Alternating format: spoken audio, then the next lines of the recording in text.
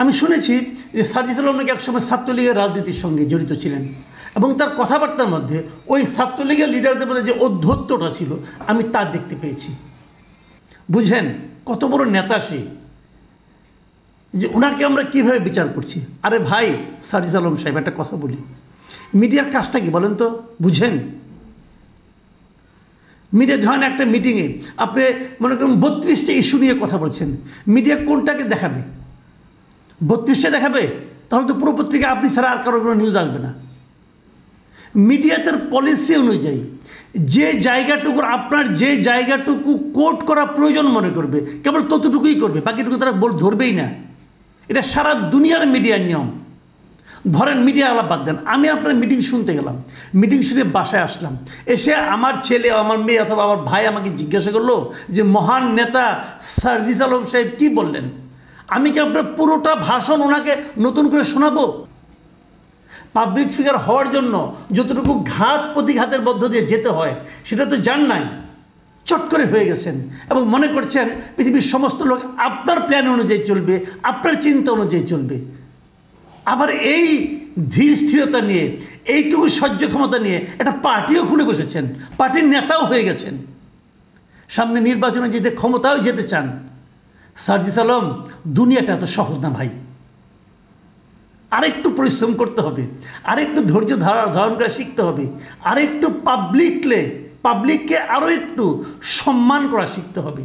যেটা প্রকাশ করেছে সেটা যে অপেশাদারিত্ব, এটা বিচার করা আপনি কে ভাই? আপনি কে?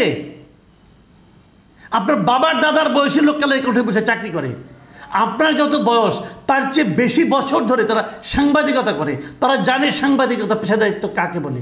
আপনি সার্জিস আলম তাদের এটা শিখাইতে আসেন না। দুদিন পরে আপনি যাবেন কালের কণ্ঠের কাছে, যখন নাকি কিংস পার্টির কিং না থাকবে তখন আপনি যাবেন একটা প্রেস লিস্ট দিয়ে, ভাই আমার প্রেস লিস্টটা একটু ছাপিয়ে দেন। রাজনীতি করতে আসছেন, বড় কঠিন জায়গায় আসছেন। বললাম তো বিনা পরিশ্রমে গুরুত্ব পাওয়া শুরু করেছেন, তো এখনো টের পান নাই দুনিয়াটা কেমন। ভাই নিজেদের এত বড় মনে করেন না, আহামরি কেউ হয়ে যান নাই, অথচ ভাবতে শুরু করেছেন। জীবনটা বড় কঠিন এবং রাজনীতিটা আরও কঠিন, সেই রাজনীতির পথে পা বাড়িয়েছেন।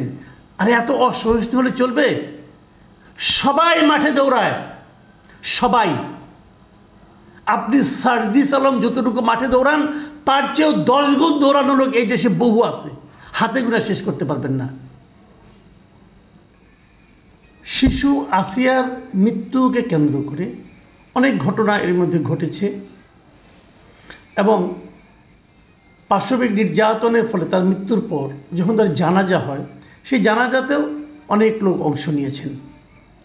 এর মধ্যে জাতীয় নাগরিক পার্টি তার 2 শীর্ষ পর্যায়ের নেতা সার্জিস আলম এবং হাসনাত আবদুল্লাহ, ওনারাও সেই জানাজায় অংশ নিতে ঢাকা থেকে গিয়েছিলেন এবং ওনারা গিয়েছিলেন একটা হেলিকপ্টারে করে।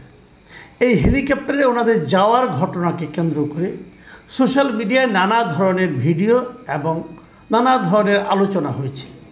এটা 2 দিন আগের ঘটনা।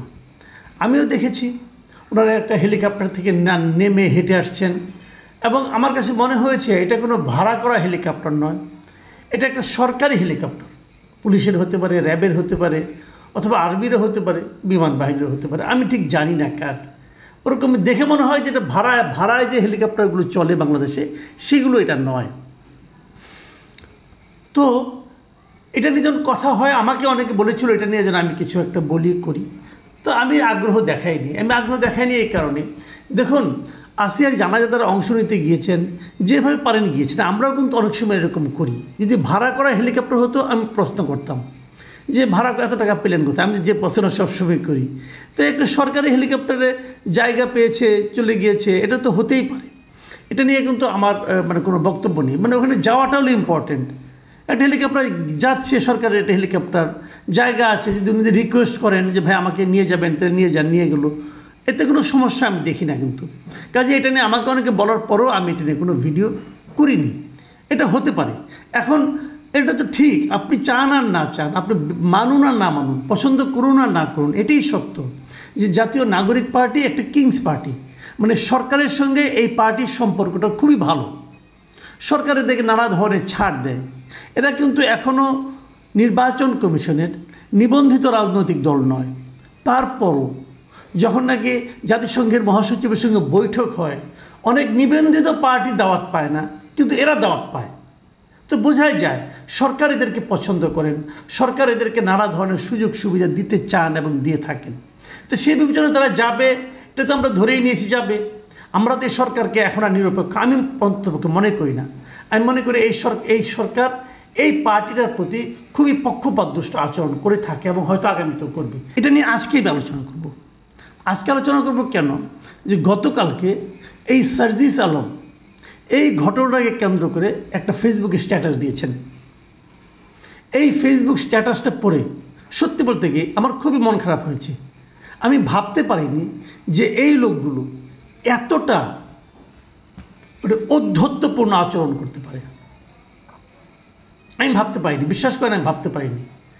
আমি শুনেছি যে সার্জিস আলম নাকি একসময় ছাত্রলীগের রাজনীতির সঙ্গে জড়িত ছিলেন এবং তার কথাবার্তার মধ্যে ওই ছাত্রলীগের লিডারদের মধ্যে যে ঔদ্ধত্যটা ছিল আমি তা দেখতে পেয়েছি। উনি মানুষকে জ্ঞান দেওয়ার চেষ্টা করেছেন। আমি কয়েকটা জায়গায় একটু বিশাল উনি একটা স্ট্যাটাস দিয়েছেন এবং সেই স্ট্যাটাসের মানে প্রায় 550 ওয়ার্ডের মতো শব্দের মতো বিশাল স্ট্যাটাসের একটা উনি দিয়েছেন। উনি এখানে প্রথম থেকে বলেছেন, দেখুন শুরুটা কীভাবে করেছে, চলেন সোজা সাপটা কিছু আলাপ করি। ওই যেটা নিয়ে আপনারা আলাপ করছেন সেই ফুটেজ নিয়ে, মানে এক ধরনের অ্যাটাকিং অ্যাটিটিউড, এটা তো ঠিক না। এটা উনি কার সঙ্গে কথা বলতেছেন? পাবলিকের সঙ্গে। তারপরে উনি নানাভাবে বর্ণনা করলেন কীভাবে আসামিকে দ্রুত গ্রেফতার করতে হবে, কিভাবে এটা তাড়াতাড়ি বিচার করতে হবে, এই ব্যাপারে তারা কীভাবে সরকারকে বলেছেন, এই কথাগুলি আলোচনা করলেন। এবং উনি মানে ভাবখানে এরকম যে উনি বলেছেন, অবশ্যই ব্যাখ্যা করেছেন যে আমার কারণেই হয়েছে তা না, হয়তো অন্যরাও বলেছে, কিন্তু উনি যে বলেছেন মানে বিশাল একটা কাজ করেছেন। কীভাবে আইসিইউতে গিয়েছেন, সিএমএইচে গিয়েছেন, দেখা করে চেষ্টা করেছেন, অনেক কাজ উনি করেছেন এই ব্যাপারে। উনি একাই করেছেন, আর কেউ করেনি বোধ হয়। দেখ এইভাবে উনি বলেছেন যে হেলিকপ্টারের একটা সিট যদি খালি থাকে, আমি যদি যে বলতাম আমাকে নিয়ে যান, নিয়ে যেত। আমি কিন্তু যত না সার্জিস আলমকে দোষ দিই, তার চেয়ে বেশি দোষ দেই যা নাকি সেগুলো নিয়ে গেছেন ওনাদেরকে। ওনারা তো একটা পলিটিক্যাল পার্টি, অন্য একটা পলিটিক্যাল পার্টির লোক যদি বলতো আমি ওখানে যেতে চাই, সিট খালি আছে আমাকে নিয়ে যান, ওনারা নিয়ে যেতেন। তবে এই পুরো ঘটনার মধ্যে সর্বশেষ অংশটুকু আমি ফেসবুকে দিয়েছি এবং ফেসবুকে দেওয়া অংশটুকুকে সামগ্রিক মনে করে মিডিয়া এবং কিছু পাবলিক জাজমেন্ট করা শুরু করলো। মানে উনি যে এর আগে আইসিইউতে দৌড়েছেন, সিএমএইচে গিয়েছেন, সরকারের উপদেষ্টাদেরকে বলেছেন যে আইন চেঞ্জ করার জন্য, এগুলো আমরা দেখছি না। আমরা কেবল দেখছি ওই যে উনি হেলিকপ্টার থেকে নামলেন, ওই যে ফুটেজটুকু উনি আপ করেছেন, এটুকু দেখে আমরা নাকি জাজমেন্ট শুরু করেছি। মিডিয়া জাজমেন্ট শুরু করেছে, পাবলিক আমরা জাজমেন্ট শুরু করেছি। সার্জিস আলম ক্ষেপে গিয়েছেন। উনি ক্ষেপে বলছেন যে আমরা যারা নাকি জাজমেন্ট করছি আমরা একটা ডাবল স্ট্যান্ডার্ডের লোক। ডাবল স্ট্যান্ডার্ড মানে যদি ওনারা ফুটেজ না দেন তাহলে আমরা মনে করি ওনারা কোনো কাজ করেননি, আর যদি ওনারা ফুটেজ আপ করেন তখন আমরা কেবল মনে করি ওনারা কেবল ফুটেজে যতটুকু দেখা যাচ্ছে ততটুকুই করেছেন। এটা হলো আমাদের ডাবল স্ট্যান্ডার্ড। উনি হাহাকার করছেন, আফসোস করছেন যে আমাদের এই ডাবল স্ট্যান্ডার্ড কবে সিঙ্গেল স্ট্যান্ডার্ড হবে। বুঝেন কত বড় নেতা সে, যে ওনাকে আমরা কীভাবে বিচার করছি। আরে ভাই সার্জিস আলম সাহেব, একটা কথা বলি, মিডিয়ার কাজটা কি বলেন তো? বুঝেন, মিডিয়া যখন একটা মিটিংয়ে আপনি মনে করেন 32টা ইস্যু নিয়ে কথা বলছেন, মিডিয়া কোনটাকে দেখাবে? 32টা দেখাবে? তাহলে তো পুরো পত্রিকা আপনি ছাড়া আর কারো কোনো নিউজ আসবে না। মিডিয়া তার পলিসি অনুযায়ী যে জায়গাটুকুর আপনার যে জায়গাটুকু কোট করা প্রয়োজন মনে করবে কেবল ততটুকুই করবে, বাকিটুকু তারা ধরবেই না। এটা সারা দুনিয়ার মিডিয়ার নিয়ম।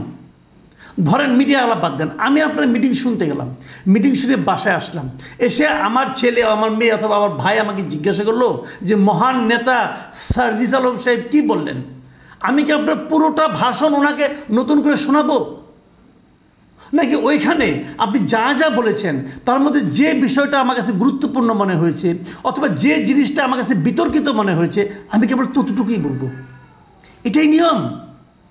এটুকু না বুঝেই পাবলিক ফিগার হয়ে গেছেন। That is the problem. এটাই সমস্যা। সময়ের আগেই পাবলিক ফিগার হয়ে গেছেন। পাবলিক ফিগার হওয়ার জন্য যতটুকু ঘাত প্রতিঘাতের মধ্য দিয়ে যেতে হয় সেটা তো জান নাই, চট করে হয়ে গেছেন এবং মনে করছেন পৃথিবীর সমস্ত লোক আপনার প্ল্যান অনুযায়ী চলবে, আপনার চিন্তা অনুযায়ী চলবে। আবার এই ধীর স্থিরতা নিয়ে, এইটুকু সহ্য ক্ষমতা নিয়ে একটা পার্টিও খুলে বসেছেন, পার্টির নেতাও হয়ে গেছেন, সামনে নির্বাচনে যেতে ক্ষমতাও যেতে চান। সার্জিস আলম, দুনিয়াটা এত সহজ না ভাই, আরেকটু পরিশ্রম করতে হবে, আরেকটু ধৈর্য ধারণ করা শিখতে হবে, আরেকটু পাবলিককে আরও একটু সম্মান করা শিখতে হবে। সম্মানটা করতে ভুলে যাচ্ছেন বারবার। দেখেন আপনি আরও কি লিখেছেন। তিনি লিখেছেন ওই আপনারা একটা আগে পৌঁছার আগে ওখানে একটা রুমে বসেছিলেন, ওখানে বসে মোবাইল টিপেছেন, এটা নাকি কে ছবি তুলেছে, এটা দেখেও আপনার আপত্তি। আপনি বলেছেন ওই সময় কেউ ছবি তুললো এবং কালের কণ্ঠ একাধিকবারের মতো এবারও অপেশাদারিত্বের পরিচয় দিয়ে তাদের অনলাইন পোস্টে সেটা প্রকাশ করলো। কালের কণ্ঠ যেটা প্রকাশ করেছে সেটা অপেশাদারিত্ব। এটা বিচার করার আপনি কে ভাই? আপনি কে? আপনার বাবার দাদার বয়সী লোক কালের কণ্ঠে বসে চাকরি করে। আপনার যত বয়স তার চেয়ে বেশি বছর ধরে তারা সাংবাদিকতা করে, তারা জানে সাংবাদিকতা পেশাদারিত্ব কাকে বলে। আপনি সার্জিস আলম তাদের এটা শিখাইতে আসেন না। দুদিন পরে আপনি যাবেন কালের কণ্ঠের কাছে, যখন নাকি কিংস পার্টির কিং না থাকবে তখন আপনি যাবেন একটা প্রেস লিস্ট দিয়ে, ভাই আমার প্রেস লিস্টটা একটু ছাপিয়ে দেন। রাজনীতি করতে আসছেন, বড় কঠিন জায়গায় আসছেন। বললাম তো বিনা পরিশ্রমে গুরুত্ব পাওয়া শুরু করেছেন, তো এখনো টের পান নাই দুনিয়াটা কেমন। ভাই নিজেদের এত বড় মনে করেন না, আহামরি কেউ হয়ে যান নাই, অথচ ভাবতে শুরু করেছেন। জীবনটা বড় কঠিন এবং রাজনীতিটা আরও কঠিন। সেই রাজনীতির পথে পা বাড়িয়েছেন। আরে এত অসহিষ্ণু হলে চলবে? সবাই মাঠে দৌড়ায়, সবাই। আপনি সার্জিস আলম যতটুকু মাঠে দৌড়ান তার চেয়েও 10 গুণ দৌড়ানো লোক এই দেশে বহু আছে, হাতে গোনা শেষ করতে পারবেন না।